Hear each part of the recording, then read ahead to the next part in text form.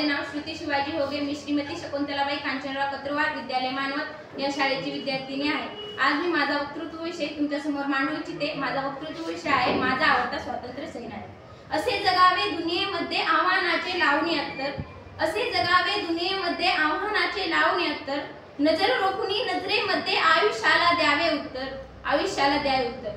सन्माननीय परीक्षक आणि स्पर्धक मित्रांनो, मी आज माझा वक्तृत्व विषय तुमच्या समोर मांडू इच्छिते। माझा वक्तृत्व विषय आहे माझा आवडता स्वातंत्र्य सेनानी, ज्यांच्याबद्दल बोलताना शब्दशब्दी स्वतःच्या मर्यादेची जाणीव होती, असे अमर्याद लोकमत्व म्हणजे विनायक दामोदर सावरकर। हृदयातून लावा रसाचे स्फुल्लिंग पेट घेतात असे म्हणजेच विनायक दामोदर सावरकर होय। गगनाला भिडणारी झंझावात जेव्हा मानव रूप धारण करते तेव्हा विनायक दामोदर सावरकरांचे व्यक्तिमत्व संपन्न होते, तेव्हा विनायक दामोदर सावरकरांचे व्यक्तिमत्व संपन्न होते। आकाशाला खेचून आणून वादळी लाट निर्माण करण्याचे कर्तव्य विनायक दामोदर सावरकरांनी केले।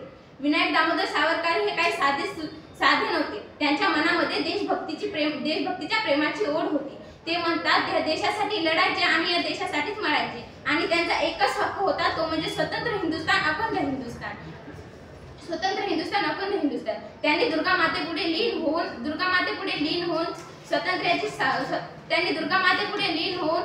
स्वातंत्र्यासाठी प्राण अर्पण करण्याची प्रतिज्ञा केली। ते म्हणतात तुझ्यासाठी जनन ते मरण, तुझ्यासाठी जनन ते मरण, तुझं वीर जनन ते मरण, असा त्यांचा आयुष्याचा षडमंत्र होता। 28 मे 1883 मध्ये जन्मलेल्या विनायक दामोदर सावरकरांचे बालपण हे निखाऱ्याच्या पाऊल वाटेवर सुरू होते। उत्तमोत्तम कविता पोवाडे कथा कहाण्या यांचे संस्कार त्यांच्यावर घडत गेले होते। विनायक दामोदर सावरकरांचे वडील दामोदर पंत तर आई राधाबाई। म्हणतात ना, आई वडिलांच्या संस्कारामुळे मुलगा घडत असतो, अगदी तसंच या व्यक्तीला साजेसं असंच झालं। विनायक दामोदर सावरकरांची आई राधाबाई व वडील दामोदर पंत या त्यांच्या आई वडिलांनी त्यांच्या सर्व मुलावर संस्कार घडवले होते। यामुळेच विनायक दामोदर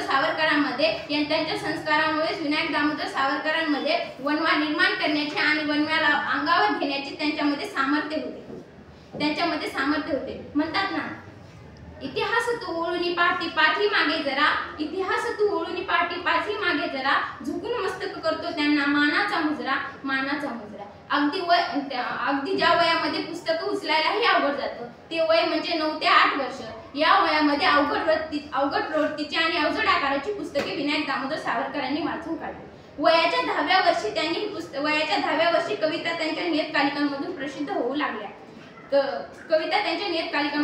होऊ लागल्या। ज्वालामुखीच्या उद्रेकातून जसा लावारस बाहेर पडावा अगदी तसंच झालं। हा लावारस जमिनीवर पसरत जावा तशीच विनायक दामोदर सावरकरांच्या भाषणाची ठिणगी ही अनेक व्यक्तीवर पसरत गेली। या ठिणगीमुळे इंग्रजांची रात्रीची झोपच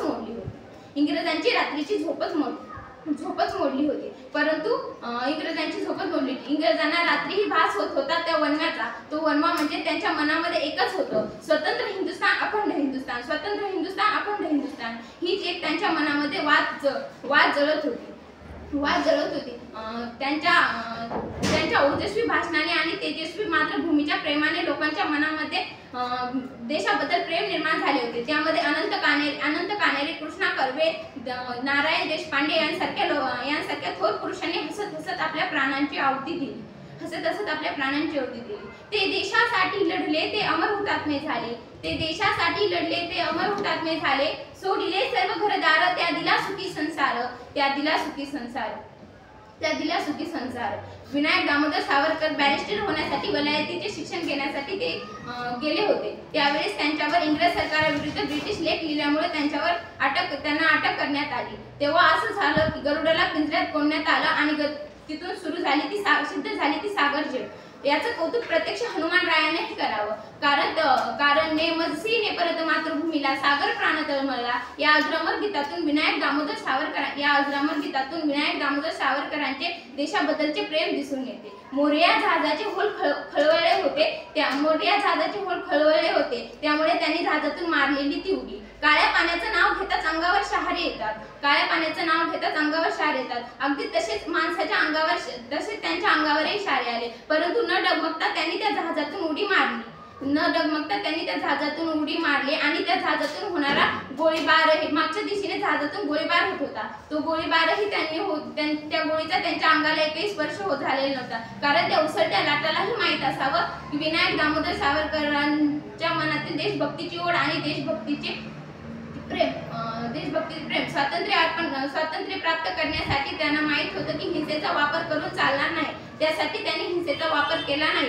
त्यांनी कोणी जर आपल्या गालामध्ये एक थापड मारली तर हिंसा म्हणून त्यांनी दुसरा गाल पुढे केला नाही. उलट त्याच थापडेचे आणि प्रखर आणि कणखरतेने त्यांना उत्तर दिले. हिंदू म्हणजे दीन नव्हे तर हिंदू म्हणजे एक तेजाची प्रखर वात आहे.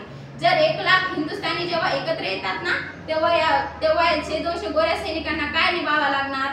त्यांना आपले वस्तान हलवावंच लागेल ना अशी त्यांच्या मनामध्ये अशी त्यांची धगधगते विचार होते. शेवटी जाताना एकच म्हणे त्या अशा थोर पुरुषांना माझे सतत कोटी प्रणाम करते आणि माझे भाषण संपल्यास धन्यवाद.